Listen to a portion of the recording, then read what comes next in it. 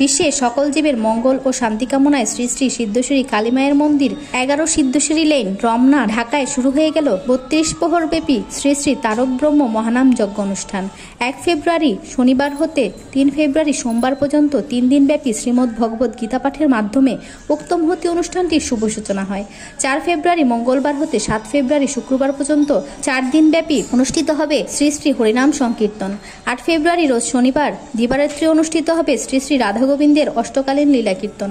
9 ফেব্রুয়ারি রোজ রবিবার নগর কীর্তন, কুঞ্জভঙ্গ, শ্রী শ্রী গৌরাঙ্গ মহাপ্রভুর ও শ্রী শ্রী কালীমায়ের ভোগ আরতির মাধ্যমে উক্ত মহতী অনুষ্ঠানটির শুভ সমাপ্তি ঘটবে। রাধে রাধে, সকলে আমার প্রণাম নেবেন। সনাতন ধর্মের সকল পূজা পার্বণের ভিডিও পেতে আমার ফেসবুক পেজটি ফলো দিয়ে আমার পাশেই থাকবেন।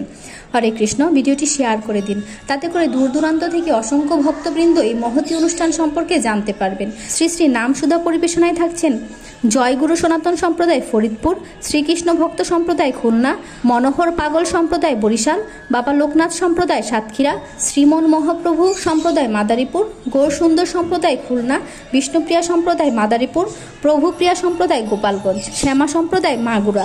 লীলা কীর্তন পরিবেশনায় থাকছেন পলাশ সরকার ফরিদপুর, শ্রীমতী কৃষ্ণা পাল যশোর, শ্রীমতী অঞ্জলি সরকার সাতক্ষীরা। আপনারা যারা শ্রী শ্রী সিদ্ধেশ্বরী কালীমায়ের মন্দির 11 সিদ্ধেশ্বরী লেন, রমনা, ঢাকায় আসতে চান, তারা ঢাকার মৌচাক অথবা শান্তিনগরে এসে 10 মিনিটের রিক্সা যোগে মন্দিরটিতে আসতে পারেন। ঘুরে যেতে পারেন শ্রী শ্রী শ্যামা মায়ের অপূর্ব এই মন্দিরটি। উক্ত মহতী অনুষ্ঠানে আপনার চরণ ধুলে দিয়ে আমাদের কৃতজ্ঞ করবেন।